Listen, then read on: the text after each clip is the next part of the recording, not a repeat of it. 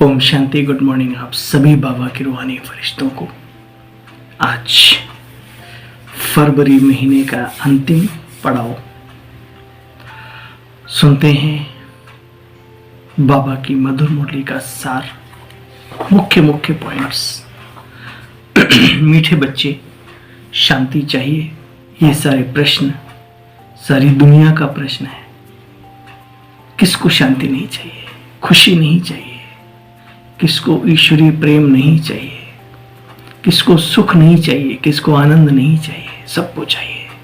तरीका पता नहीं है। उस शांति की चाहत में मनुष्य मृग तृष्णा समान भटकते भटकते शरीर छोड़ देता है, लेकिन शांति प्राप्त नहीं होती। तो आज बाबा ने हम बच्चों को कहा, मीठे बच्चे, अगर शांति चाहिए तो अशरीरी बनो, आत्मिक स्थिति में स्थित हो जाओ। मीठे बच्चे, शांति चाहिए तो अशरीरी बनो। इस देह भान में आने से ही अशांति होती है, इसलिए अपने स्वधर्म में स्थित रहो। जी बाबा, ये हम सबके लिए भी है जो शांति के पथ पर चल रहे हैं और उनको शांति देने की चाहत रखते हैं, उनके लिए भी पॉइंट है।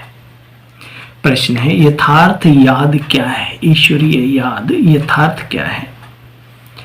याद के समय किस बात का विशेष ध्यान देना है?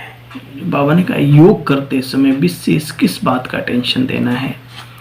बच्चे, अटेंशन देना है अपने को इस देह से न्यारी आत्मा समझकर बाप को याद करना। यही यथार्थ याद है। कोई भी देह याद ना आए, यह ध्यान रखना जरूरी है।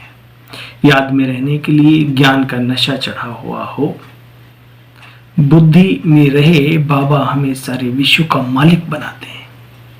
नशा तभी चढ़ता है जब बाबा और बाबा की बातों पर पूरा निश्चय होता है। तो बाबा कहते हैं, याद में रहने के लिए ज्ञान का नशा चढ़ा हुआ हो, बुद्धि में रहे। बाबा हमें सारे विश्व का मालिक बनाते हैं।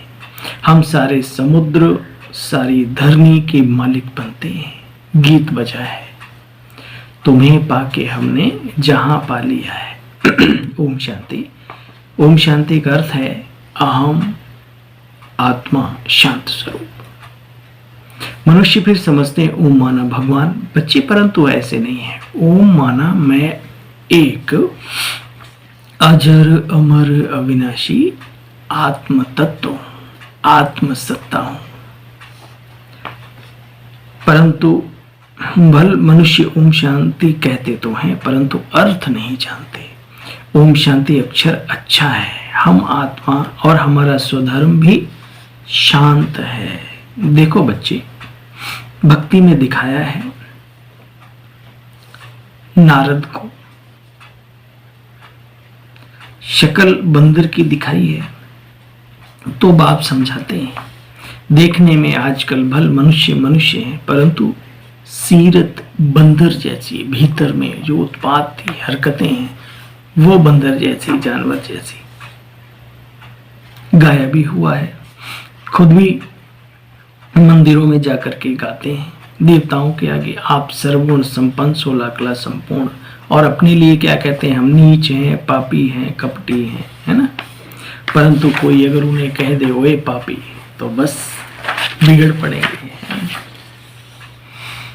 देखो बच्चे, तुम मातेले बच्चे बनो, सोतेले नहीं।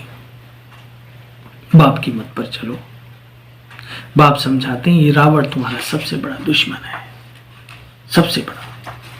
काम, क्रोध, लोभ, मोह, ईर्ष्या, द्वेष, अहंकार और ये बड़े बड़े महारथियों को भी हराने वाला जो विकार है, उसको कहा जाता है आलस्य।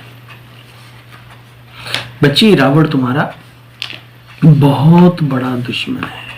अब तुम ब्राह्मण बनते हो, अभी तुम बच्चे दैवी गुण धारण करो। देवता बनना है ना। जानते हो, अभी 5 तत्व भी तमो प्रधान है।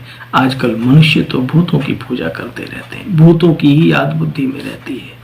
बाप कहते हैं, अपने को आत्मा समझ, मुझे याद करो। बाप के साथ योग लगाओ, अब देही अभिमानी बनना है। अच्छा, जितना जितना याद करेंगे तो तुम्हारे विकर्म भी विनाश होते जाएंगे। ज्ञान का तीसरा नेत्र तो मिला हुआ है ना। अभी बच्चे तुम्हें विकर्माजीत बनना है, विक्रम बनाने नहीं है, बद्दुआएं लेनी नहीं है, पाप कमाना नहीं है, बल्कि दुआएं लेनी है, पुण्य कमाना है, सुकर्मी बनना है।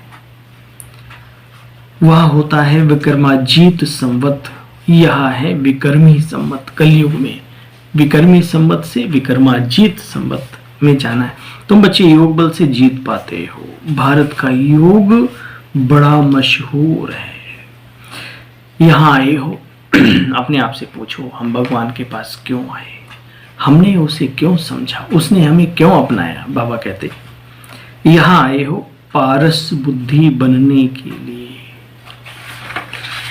कहीं माया हमें दूसरी दुर्बुद्धि तो नहीं बना देती तो फिर ठीक करो। देखो बच्चे, तुम्हारे कितने अच्छे अच्छे गीत हैं, तुम्हें पाके हमने जहां पा लिया है। बच्चे ये गीत सुनो, उन्हें भी सुनाओ तो तुम्हारे रोमांच खड़े हो जाएं। इतने सुंदर सुंदर गीत हैं, बस रोमांच उसी के खड़े होते हैं जिसने रोम रोम के अंदर प्रभु के साथ सारे संबंध जोड़कर याद बसा ली हो रोम रोम में, तभी तो रोमांच खड़े होंगे। बाबा के साथ कनेक्शन नहीं हो तो रोमांच की बजाय कुछ और ही खड़ा हो जाएगा, है ना। मतलब माइंड आगे पीछे चला जाएगा, अहंकार खड़ा हो जाएगा, क्रोध खड़ा हो जाएगा, है ना, मोह खड़ा हो जाएगा। तो बाबा कहते हैं बच्चे अच्छे गीत हैं, उन्हें सुनो तो तुम्हारे रोमांच खड़े हो जाएं, खुशी का एकदम पारा चढ़ जाएगा। वो नशा स्थायी भी चाहिए बच्चे, परंतु रहता नहीं, रहना तो सदैव चाहिए। तुम इन लक्ष्मी नारायण को देखते हो तो कितने खुश होते हो। जानते हो हम श्रीमत पर चल श्रेष्ठाचारी बन रहे हैं। यहाँ देखते हुए भी बुद्धि योग बाबा और बाबा के वर्षे में लगा रहे। अच्छा है, अच्छा। मीठे मीठे स्किल दे बच्चों प्रति माता पिता बाप दादा का याद प्यार और गुड मॉर्निंग। रूहानी बाप की रूहानी बच्चों को नमस्ते, बाबा आपको भी नमस्ते। सार का विसार सुनेंगे। विकर्माजीत बनने के लिए योग बल से विकर्मों पर जीत पानी है। यहाँ देखते हुए भी मन और बुद्धि उधर बाबा के पास लगा रहे। बाप के वर्षे का पूरा अधिकार प्राप्त करने के लिए मातेला बनना है। एक बाप की श्रीमत चलना है बच्चे। बाप जो समझाते हैं वो समझकर दूसरों को भी समझाना है। जी बाबा, वरदान है दिव्य बुद्धि की लिफ्ट द्वारा तीनों लोगों का सैर करने वाले सहज योगी आत्मा भव। संगम युग पर सभी बच्चों को दिव्य बुद्धि की लिफ्ट मिली है बच्चे। इस वंडरफुल लिफ्ट द्वारा तीनों लोगों की जहां चाहो वहां सैर कर सकते हो। स्मृति का स्विच ऑन करो तो सेकंड में पहुंच जाएंगे। जितना समय जिस लोक का अनुभव करना चाहो उतना समय स्थित मन बुद्धि को वहां कर सकते हो। या लिफ्ट को यूज करने के लिए अमृत वेले केयरफुल बन स्मृति के स्विच को यथार्थ रीति से सेट करो।